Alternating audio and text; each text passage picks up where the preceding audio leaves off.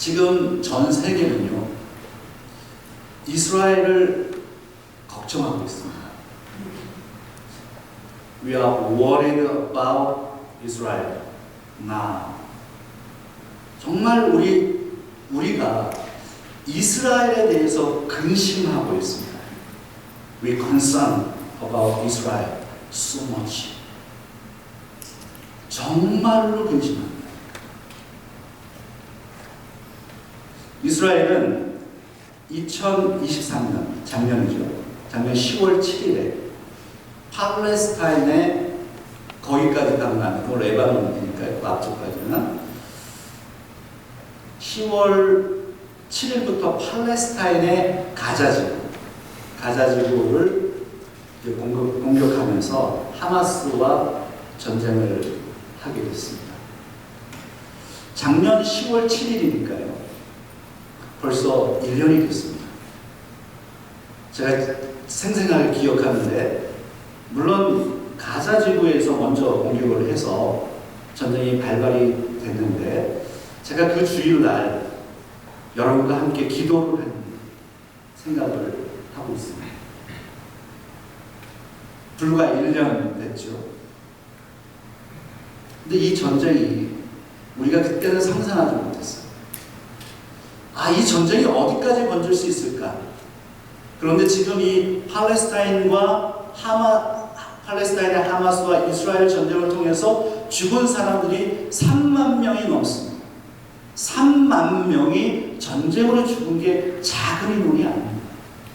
무고한 사람들, 물론 여기에 군인들이 섞여 있습니다만, 그리고 팔레스타인 지역에는 지금 10만 명 이상의 사람들이 지금 난민이 되어 있습니다.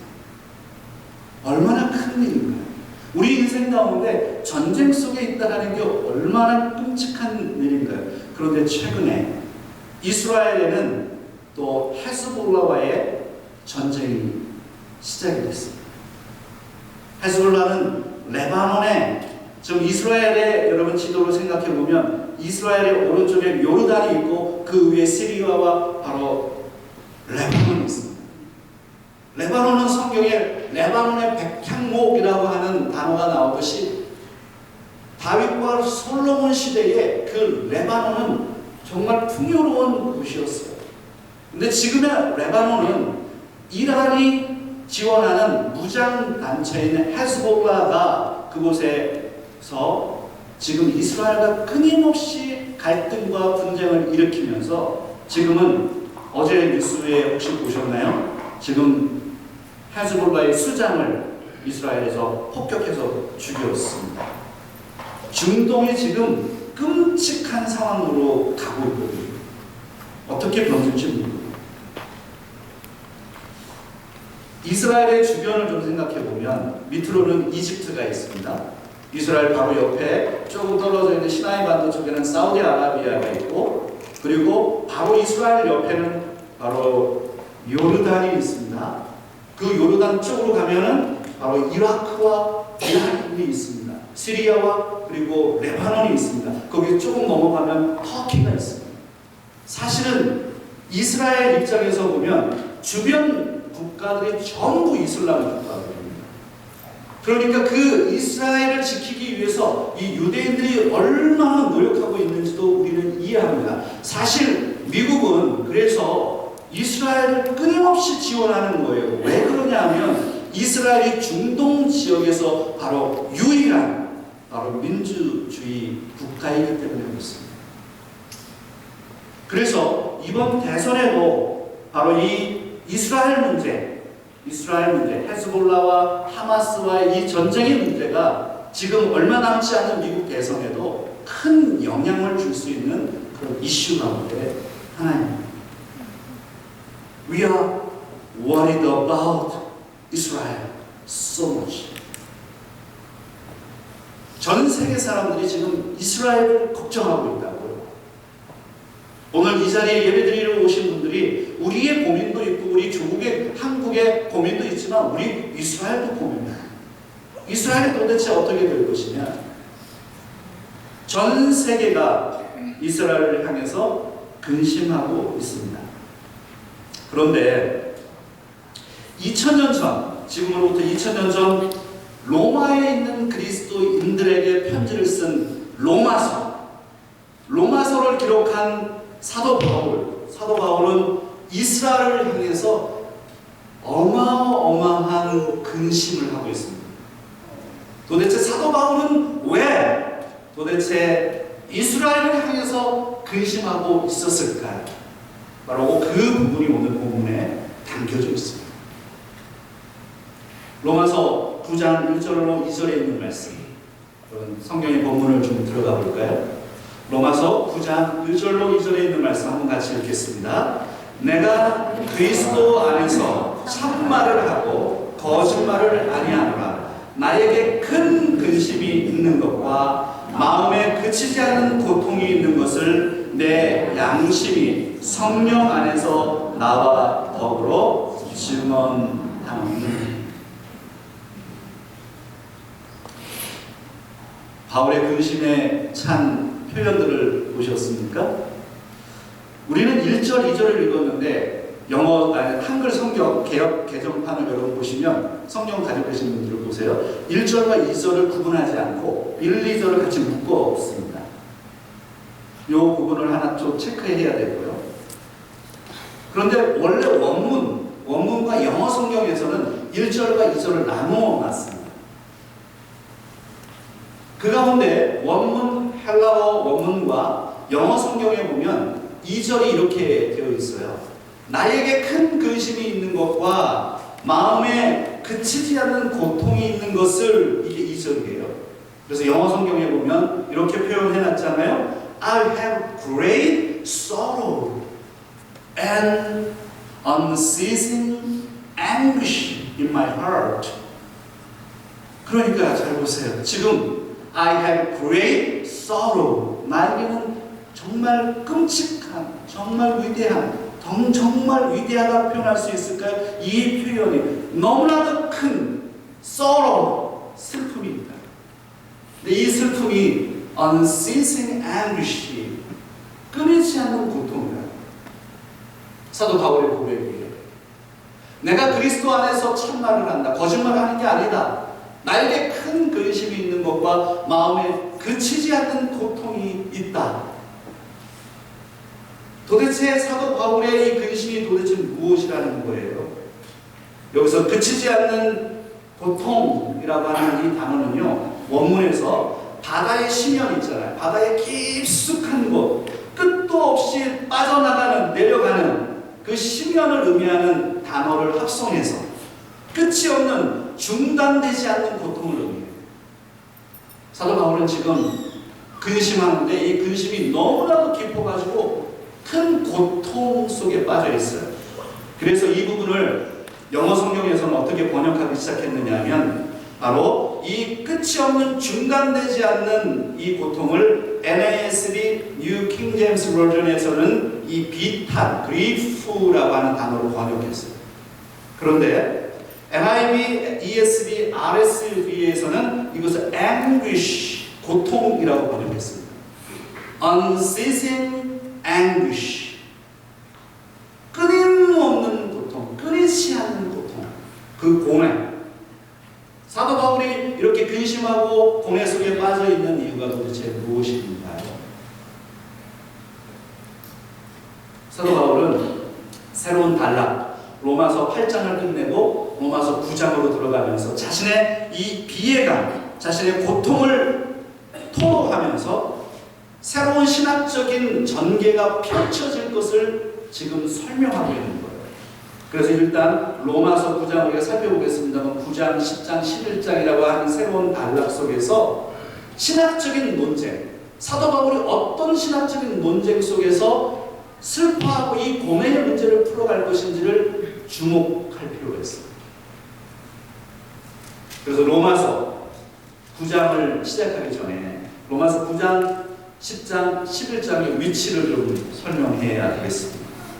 그러면 왜, 무엇 때문에 그토록 고뇌에 찬 씨름을 사도 바울은 했을까? 이 문제를 풀기 전에 바로 로마서 9장, 10장, 11장의 이 단락은 도대체 무엇인가? 사도 바울의 편지인 로마서, 로마에 있는 그리스도인들에게 보낸 편지인 로마서 9장, 10장, 11장은 도대체 무슨 주제를 담고 있느냐라는 것이죠.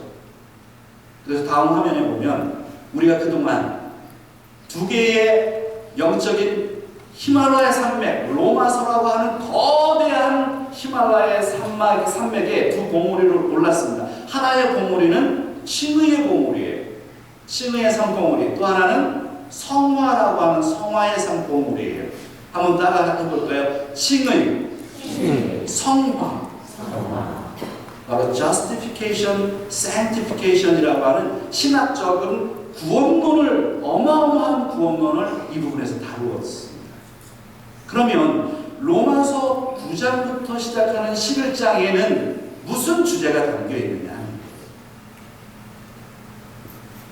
그래서 로마서를 연구하는 어떤 학자들은요, C.H. 다드와 같은 아주 유명한 학자인데 이분도 여기서 실수를 합니다. C.H. 다드와 같은 이 유명한 이렇게 신약 학자가 로마서 9장부터 11장에 있는 이 부분을 독립된 단락이라고 주장하면서 마치 로마서의 큰 주제가 아니라고 부록 정도에 해당한다라고 이렇게 설명하기 시작했어요. 참 안타까운 일입니다. 근데 어떤 학자들은 로마서 9장과 11장이 로마서의 논증 가운데 가장 중요한 주제를 담고 있는 절정에 해당하는 것이다 라고 표현하기 시작했어요. 크리스토 스탠덜과 같은 자유신학을 표방했던 아주 대표적으로, 그래서 20세기에 이 스탠달의 영향을 통해서 이 로마서의 주제가 원래 칭의입니다. 그래서 로마서 1장부터 4장에 있는 칭의라고 하는 구원론이 로마서의 핵심인데, 이 전통적인 칭의론을 무너뜨리기 시작하면서 이런 학자들이 만들어져서, 이게 어떤 학자들이냐면 바로 바울의 새 관점 학파들입니다. New Perspectives on Paul, 바로 바울의 새 관점 학파들이 생기기 시작했는데, 그 사람들이 E.P. 샌더스, 제임스 던, 톰 라이트와 같은 현대 신학자들이에요. 영국에 있는 대표적인 신학자예요. 이 사람들이 바울의 칭의론을 건드리기 시작했어요. 전통적으로 로마서는 칭의론을 주장했습니다. 루터와 칼빈과 종교개혁자들은 이 로마서의 주제는 칭의라고 생각했고, 그 칭의를 통해서 구원론을 설명하기 시작하는 중요한 하나님의 말씀이 로마서라고 해석을 했습니다. 그런데 20세기에 들어서서 바로 스탠달과 바로 E.P. 샌더스, 제임스 던과 같은 이런 학자들을 통해서 로마서 9장과 10장과 11장에 있는 이 주제가 가장 중요하다, 로마서에서 이렇게 해석하기 시작했습니다. 참 안타까운 일이에요. 이렇게 보면서 현대의 로마서의 구원론을 흔들기 시작했다는 거죠. 그러면 로마서 9장, 10장, 11장의 주제가 도대체 뭐냐라고 했을 때, 여러분은 로마서 9장, 10장, 11장의 주제가 무엇이라고 생각하세요? 로마서를 읽어보셨고 로마서를 공부도 했을 텐데, 칭의와 성화를 다루었다는, 사도 바울은 로마서 9장부터 11장에서 무엇을 설명하려고 하는 것일까? 저는 그래서 오늘 여러분이 아주 중요한 주제를 소개하게 돼서 기쁩니다. 그 주제가 무엇이냐면 바로 하나님의 신실하심. 한번 따라하겠습니다. 하나님의 신실하심. 하나님의 주권, 선택과 예정이라고 하는 주제가 담겨있는 하나님의 주권이 로마서 9장, 10장, 11장의 주제입니다.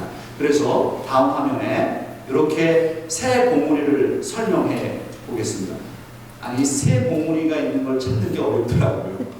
그래서 아무튼 봉우리를 찾았습니다. 자, 칭의 산봉우리, 성화 산봉우리, 그리고 지금 오늘 로마서 9장부터 10장, 11장에 있는 산봉우리를 무슨 산봉우리라고 정의했다고요? 하나님의 주권 산봉우리. 하나님의 주권이라고 하는 주제가 로마서 9장, 10장, 11장에 담겨있다는 거예요.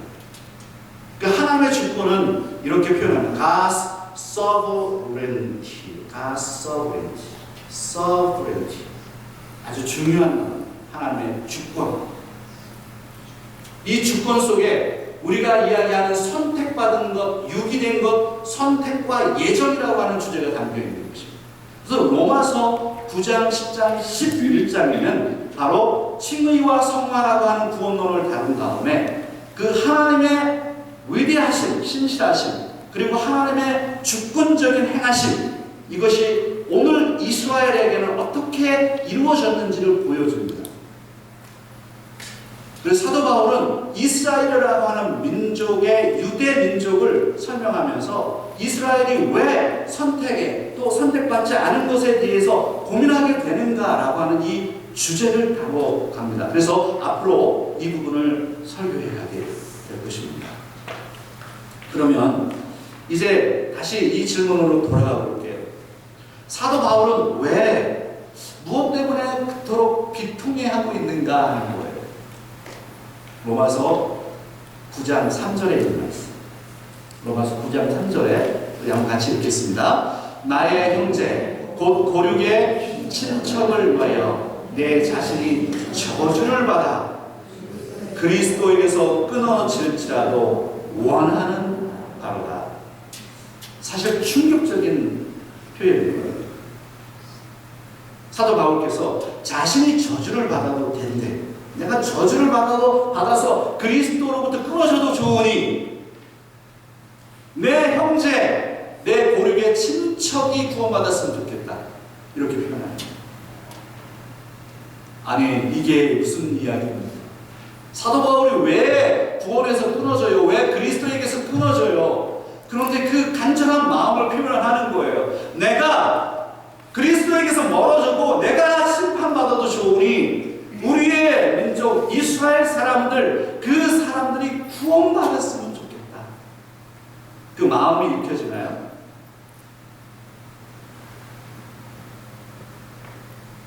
바울이 이토록 신음하고 있는 것은요, 그의 동족들, 유대인들, 이스라엘 사람들이 지금 하나님으로부터 멀어져서 구원받지 못하게 됐기 때문입니다. 이어서 로마서 9장 4절과 5절에 있는 말씀 한번 같이 읽어볼까요? 그들은 이스라엘 사람이라 그들에게는 양자됨과 영광과 언약들과 율법을 세우는 것과 예배와 약속들이 있고 조상들도 그들의 것이요 육신으로 하면 그리스도가 그들에게서 나셨으니 그는 만물 위에 계셔서 세세의 찬양을 받으실 하나님이시니라. 아멘. 여기 보면 사도 바울은 로마서 9장 4절과 5절을 통해서 유대인의 특권을 설명합니다. 제일 먼저 발견해야 하는 것이 이스라엘 사람이라고 하는 겁니다. 이스라엘 사람. 이스라엘 사람. 여러분들은 어디 사람이세요? 대답을 못 하시겠죠. 도대체 목사님 뭘 얘기하려고 하는지. 여러분 어디 사람이세요? 모르면 그냥 엘센트로 사람이라고. 나는 엘센트로 사람이에요. 여러분 어디 사람이에요?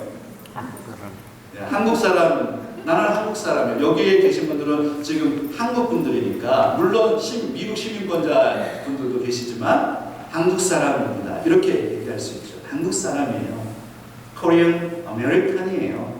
나 미국의 시민권자를 가지고 있어요. 시민권자 아메리칸인데 그렇게 얘기하면 안 돼. Korean American이에요. 우리는 미국에 있는 한국 사람이에요. Korean American이에요. 우리는 본질적으로 한국 사람입니다.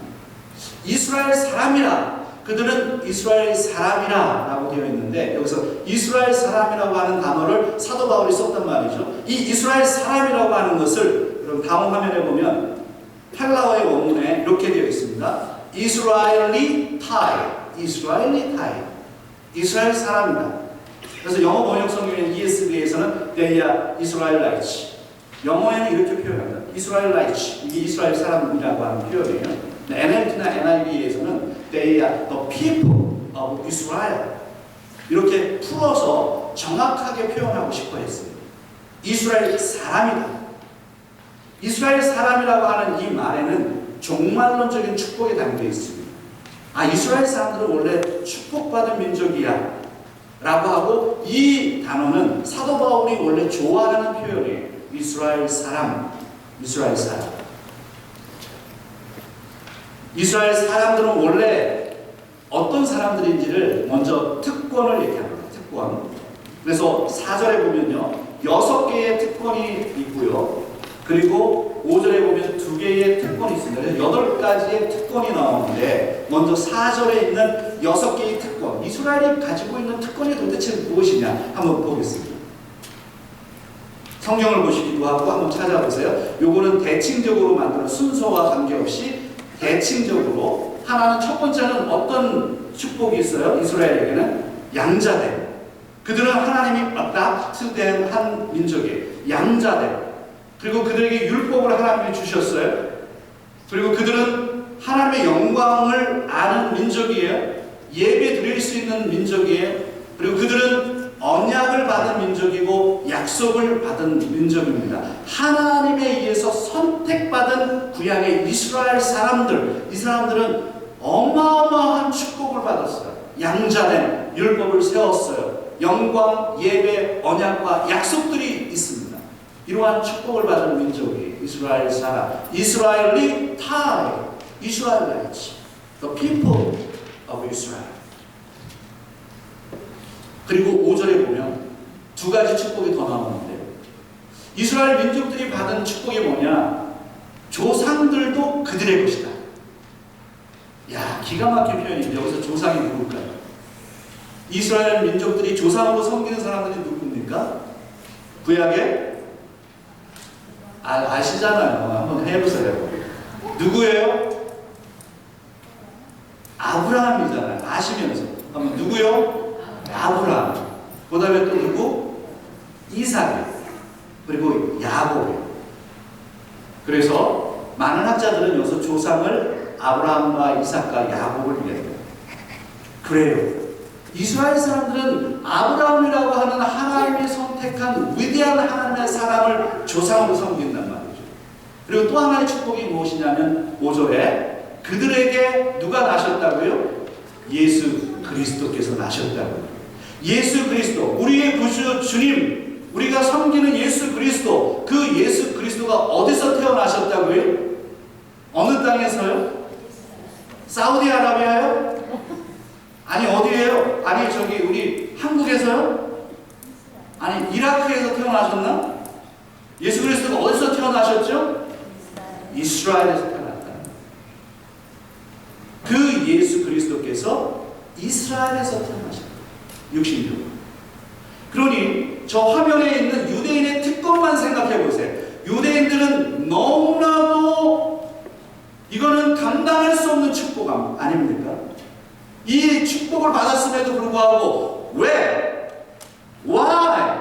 그들은 예수 그리스도를 믿지 않느냐. 그게 바로 사도 바울의 고통이었어요. 이렇게 큰 축복을 받은 이스라엘 민족 유대인들이 왜 하나님 앞에서 그리스도를 거부하고 구약의 축복에서 멀어진 민족이 되어 있을까? 사도 바울은 이 문제를 풀어갑니다. 이런 주제에 대해서는 앞으로 제가 9장, 10장, 11장을 설교해 가면서 함께 풀어갈 예정입니다. 바로 이제 적용적으로 좀 들어가겠습니다. 그러면 오늘 본문을 통해서 저는 우리 성도님들하고 이 적용점을 좀 나누고 싶어요. 불신자를 향한 애통한 마음을 가지라. 그럼 한번 같이 따라하겠습니다. 불신자를 향한 애통한 마음을 가지라. 불신자라고 하는 단어가 번역이 좀 안 좋아요. 한국말로 그냥 비신자 이렇게 표현해도 더 좀 부드러울 것 같은데, 아무튼 의미는 통하니까 불신자를 향한 애통한 마음을 가지라. 예, have a heart of sorrow. 이 sorrow가 있어야 돼요. 슬픔이 있어야 돼요. 피해감이 있어야 돼요. For the unbelievers. 비신자, 아직도 예수 그리스도를 만나지 못한 사람, 아직도 예수 그리스도를 구주와 주님으로 영접하지 못한 사람, 그 사람들에 대해서 애통하는 마음이 필요하다는 거예요. 애통해야 해요. 오늘 사랑하는 성도 여러분, 여러분 주변에 아직도 예수 믿지 않는 하나님의 사람들이 얼마나 많습니까? 우리 가족에 남편이, 아내가, 시어머니가, 우리 형제, 자매가, 그리고 내 동료들이, 내 주변에 있는 사람들이, 예수를 믿지 않는 사람들이 너무나도 많은데 우리는 애통해 하지 않아요. 애통해 하지 않아요. 그냥 하나님은 언젠가 하시겠지라고 그냥 방치하고 있는 거 아니에요. 애통해야 돼요. 그래서 저는 마태복음에 예수님이 산상수훈의 산상 설교를 하시잖아요.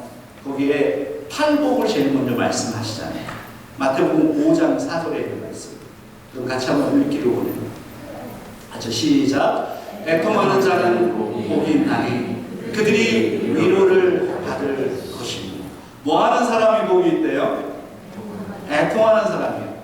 이 팔복이니까 8가지가 나와요. 심령이 가난한 자는 복이 있나니, 애통하는 자는 복이 있나니. 그 팔복이 있는데 그 두 번째 복이 애통하는 자는 복이 있나니 그들이 위로를 받을 것이며. 영어 표현을 보세요. 영어 표현에 제가 지난주에 우리 현지하고 우리 은수하고 그 로마서 8장 39절에 그 문장 얘기했죠. 그 문장을 에세이에 한번 적용해 보라고. 이것도 제가 추천을 해드려요. 제가 여러 가지로 생각을 많이 합니다. 여기에 영어 표현을 보세요. Blessed are those who. 여기 보면 blessed를 이게 도치 부분이라고 하죠. 원래는 이게 주어 다음에 동사가 와야 되는데 동사가 제일 먼저 도치돼서 강조하는 거예요. 그래서 blessed, 여기에는 blessed라고 하는 단어를 써요. Blessed are those who mourn.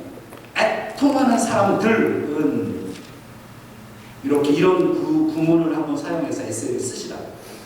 제가 우리 두 분에게 한번 팁을 드립니다. Blessed are those who mourn, for they will be comforted. 애통하는 사람은 복이 있나니 그들이 위로를 받을 것입니다. 애통하라는 거예요. 많은 사람들이 애통하지 않는단 말이죠. 근데 애통이라고 하는 게 여기서 그러면 팔복에서 예수님께서 애통하라고 했을 때 이 애통은 도대체 뭐냐? 내가 지금 먹을 게 없어서 막 슬퍼하는 거예요. 뭘 이야기를 하는 거예요? 하나님의 나라가 팔복의 주제 아닙니까? 산상수훈의 주제가 하나님의 나라니까 그거에 맞춰서 생각을 해본다면 내가 하나님 안에서 내 죄 때문에 고통하는 거예요. 내가 아직도 예수 그리스도를 만나지 못한 것에 대해서 고통하는 거예요. 아직도 하나님 나라에 들어오지 못하는 사람들을 보면서 애통해야 하는 거예요. 그 애통함이 바로 이 애통함 아니겠습니까? 그런데 말세에는 사람들이 애통해하지 않아요. 슬퍼하지 않아요. 예수님이 자신의 고향에 가셨잖아요. 자신의 고향에 가서 기적을 베풀고 말씀을 전했는데도요, 피를 불어도 춤추지 않고 그 시장에서 그렇게 즐거워하는 아이들이 뛰놀아야 되는데 그 시장에서조차도 즐거운 소리를 들었음에도 불구하고 춤추지 않는 자신의 고향의 사람들을 보면서 예수님이 한탄하셨잖아요. 가버나움과 바로 그 곳의 고향 사람 애통해하지 않는, 하나님을 만났음에도 불구하고 애통해하지 않는 그 사람들을 보면서 예수님이 슬퍼하셨다. 오늘 우리에게 그 애통함이 있으신가요? 정말 내 형제가 구원받지 못한 것에 대해서 가슴 아파하고 슬퍼하는 그 비애가 내 안에 있는가? 우리 주변에 믿는 사람들을 위해서 우리가 기도하기를 정말 바랍니다. 현재 전 세계 인구가 몇 명 정도 되죠? 전 세계 인구가 몇 명이죠? 아시니까 한번 얘기해 보세요. 틀린 대답해도 괜찮고요. 전 세계 인구가 몇 명이죠? 50억? 30억? 얼마요? 80억. 그래서 영어로 표현하면 8 빌리언이 10억입니다. 8 빌리언 people이 넘었어요. 80억 명이 넘었는데 전 세계 인구가 그 가운데 기독교 인구는 몇 명 정도 될까요? 틀려도 좋으니까 한번 얘기해 보세요. 10억? 아, 이거는 한번 손 들어볼까요? 여러분, 조롱도 오는데. 10억? 네. 좋습니다. 감사합니다. 자, 20억? 아, 무슨 경매하는 거 같은데요? 20억? 그 다음에 50억? 네. 20억 나왔습니다. 50억! 통계에 의하면 26억 명이 기독교인인데 여기서 구분이 돼야 돼요. 전 세계의 명목상 카톨릭 신자들은 사실은 명목상 크리스천들이 많거든요. 이 카톨릭 인구가 12억 명 정도 돼요. 그러면 우리가 원래 얘기하는 이 이벤젤리컬 우리 교회들, 복음주의와 합쳐서 우리 개혁교회 모든 개혁교회들을 합치면 약 10억 명 정도가 크리스천들입니다. 그러면 아직도 갈 길이 너무 멀어요. 그런데 지금 이 기독교의 인구는요, 아프리카, 아시아 지역에서 조금씩 계속 성장할 뿐이지, 유럽에서는 완전히 거의 1%도 안 되게 성장하고, 0%예요, 성장률이. 미국도 그 영향을 많이 받고 있습니다. 미국은 기독교 국가입니다.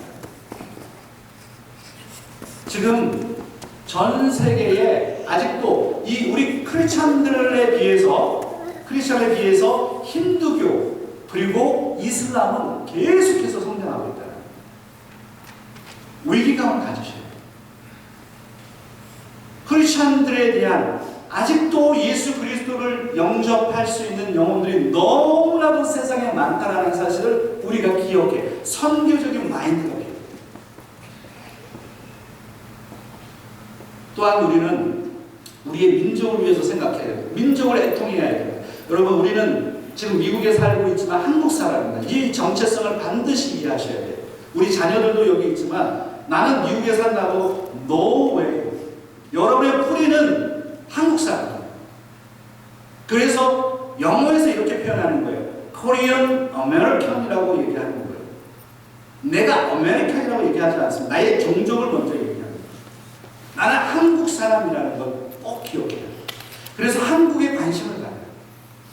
그 가운데 저는 기도하는 것 가운데 북한을 놓고 기도합니다. 제 기도 속에 항상 포함되어 있습니다. 올 1월에 국제 기독교 선교단체인 오픈도어라고 하는 선교단체가 있습니다. 2024 World Watch List라고 하는 이 보고서를 발표했는데, 북한이 여전히 세계에서 기독교 박해 국가 가운데 1위입니다. 가장 심각하게 박해하는 국가. 북한에 예수 믿는 사람들이 한 몇 명 정도 될 것 같으세요? 오늘 뭐 계속 질문하고 답하고 하네요. 이것도 나왔으니까 또 한번 하죠. 자, 10만 명? 손으로 한번 표현해 보세요. 자, 20만 명? 네, 20만 명 나왔습니다. 네, 30만 명? 네, 30만 명 나왔습니다.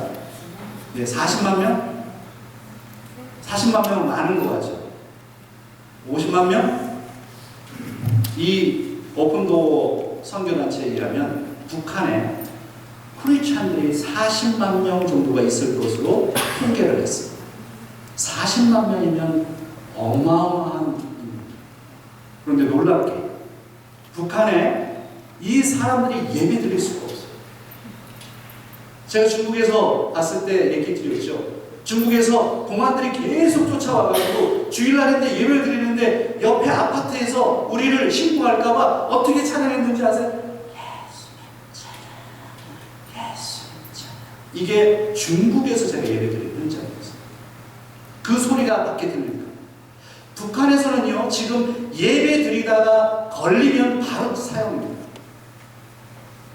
사형되지 않으면 정치범 수용소에 들어가서 그냥 거기서 어떻게 죽어나가는지 모릅니다. 그게 북한의 방식입니다.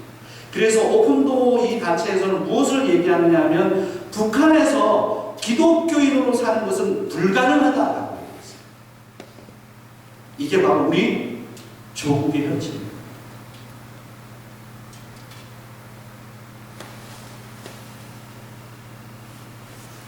오래전 한국에 제가 사역할 때, 우리 청년부 사역을 할 때 2000년에 우리 청년들하고 하얼빈하고 연변 그리고 단동에 가서 선교를 하고 온 적이 있어요. 지금 저 사진이 어디냐면 바로 김정은이 쳐다보고 있는 저희가 바로 신의주입니다. 단동에서 바로 보이면 넘어가 있는 게 신의주거든요. 압록강 건너편에 바로. 이번에 엄청나게 비가 많이 와서 저 지역이 완전히 잠겨버렸죠. 수천 명이 죽었습니다.